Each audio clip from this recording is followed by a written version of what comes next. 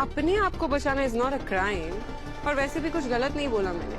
सारी प्लानिंग तो तुम्हारी ही थी ना। वो तो हमारे गोल्स मैच करते, इसलिए मैंने तुम्हारा साथ दिया। That's it. How come on Meera, please. आपस में एक दूसरे से ईगो क्लैश करके तो कोई फायदा होने नहीं वाला है हमें, क्योंकि हमारा गोल सेम है। उस अनु को इस घर से हमेशा के लिए बाहर निकालने के लिए हमें एक साथ रहना होगा, सेम पेज पर। हाँ, वैसे जब तुमने सबके सामने, स्पेशली उस अनु के सामने अपॉलॉजी की ना, तब तो मुझे लगा कि सारा गेम खत्म, सारा गेम कोलैप्स कर दिया तुमने। खेल अभी ठीक से शुरू ही नहीं हुआ मानसी, और कभी कभी बड़ी छलांग लगाने के लिए 2 कदम पीछे जाना ही पड़ता है। इस बार अनु जीत गई है और वो आगे भी जीतती जाएगी। हारना तो उसे पड़ेगा ही, और इस घर से जाना भी पड़ेगा, और ये वक्त भी बहुत जल्द आएगा।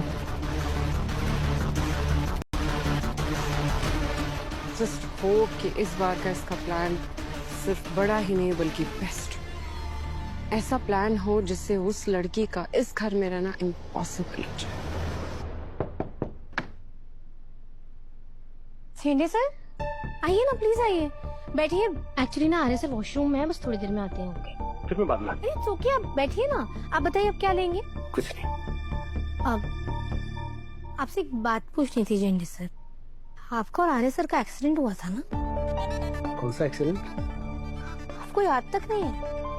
पर आपको ये तो याद है ना कि आर्य सर को उससे कितनी गहरी चोट आई है? कैसे लगी उन्हें वो चोट?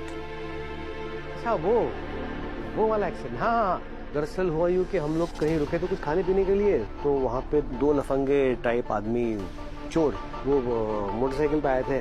उन्होंने हमारा वॉलेट चोरी करने की कोशिश की, वहीं कोई हाथापाई हो गई और कोई नुकीली चीज से उन्होंने आर्य को मारा। मैं और झेंडे कंस्ट्रक्शन साइट पे गए थे, तो वहाँ सीढ़ी के पास में ही मेटल पीस रखा हुआ था, उससे बस खरोंच लग गई है।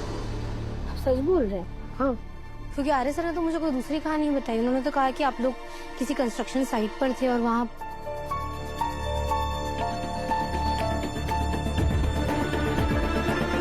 छेंडे सर, आप मुझसे झूठ बोल रहे हैं ना, मुझसे कुछ छिपा रहे हैं ना। बताइए ना आर्य सर को कैसे लगी चोट? आप मुझसे मत छुपाइए। हेलो,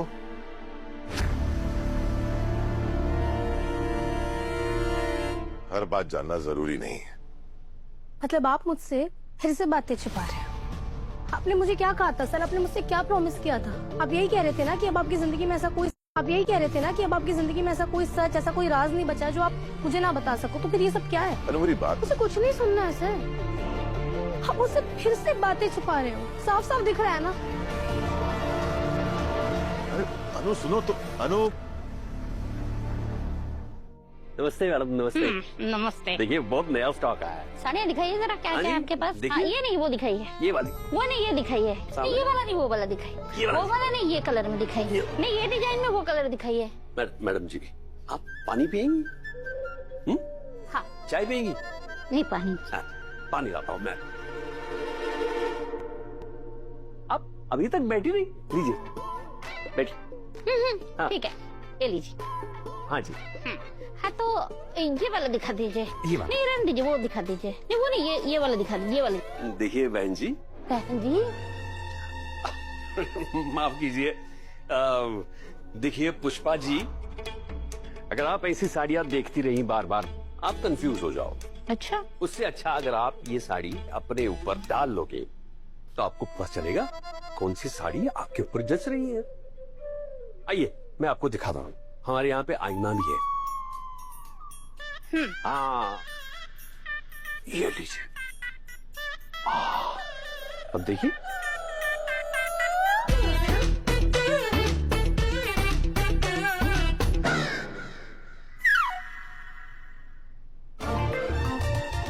पुष्पा जी, अगर आप मुझसे पूछोगे तो ये रंग और ये साड़ी आपके ऊपर बहुत खिल रही है। आपको अगर मुझ पे ये रंग इतना ही अच्छा लग रहा है तो दे दीजिए। पुष्पा जी, आप ये कहोगी उस दुकानदार से? अरे नहीं, मैं तो आपसे, शर्मा जी से बोल रही हूँ ना। मैं तो बोली। मैं तो डर गया। मैंने कहा था ना प्रॉब्लम होगी। मैंने कहा था ना प्रॉब्लम होगी। अनु सवाल पूछेगी, अब तुझे उसे खान बाबा के बारे में सब बताना पड़ेगा। अब क्या करेगा? तो उसे खान बाबा के बारे में सब कुछ बता दूंगा, और क्या। नहीं प्लीज ऐसा मत करना। आर्या हमारी उस जिंदगी का इस जिंदगी से दूर रहना ही बेहतर है। तो प्लीज उसे उसके बारे में कभी भी कुछ नहीं बताएगा। तो ठीक है, वो तो बात की बात है, लेकिन अभी प्रॉब्लम कुछ और ही है। क्या है? अनु कह रही है कि उसे इस अष्टमी की रात सपने में राजनंदिनी दिखाई दी। राजनंदिनी? हाँ, यही नहीं,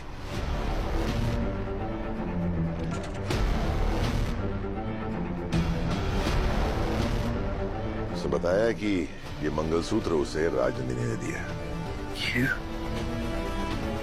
अनु के सपने में राजनंदिनी आई और उसने अनु को ये मंगलसूत्र दिया। पर कैसे?